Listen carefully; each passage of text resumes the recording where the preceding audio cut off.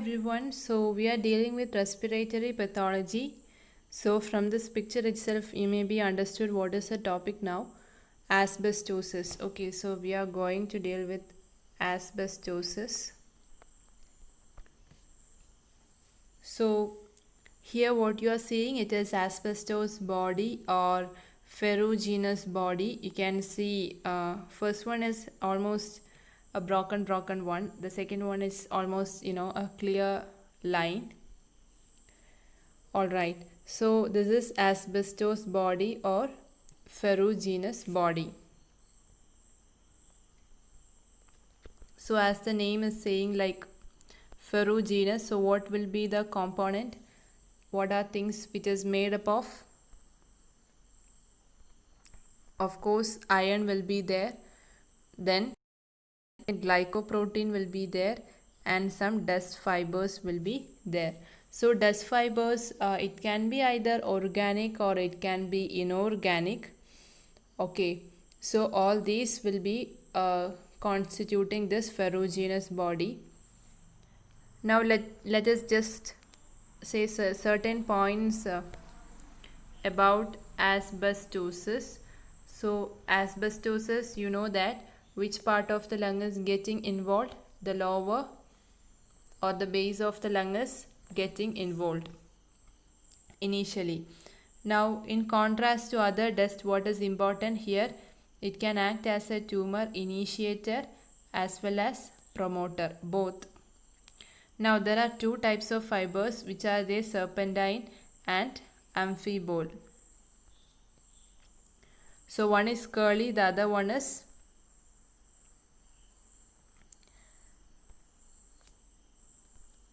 I would like to say it again. So one is curly, other one is long one. So the first one which I have told, it is serpentine. Second one is amphibole. Serpentine means it is almost, we know it's curly, isn't it? So second one is amphibole. Now the question is, which is more pathogenic? So more pathogenic is amphibole. Amphibole is more pathogenic. So this is more dangerous. Okay. That is a question that you can get. Now, what are the complications asbestosis can lead into?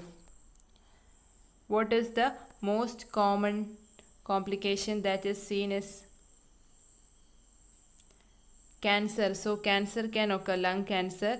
In lung cancer itself, most common asbestos related cancer. So two ways you can get question. One is most common, other one is most specific.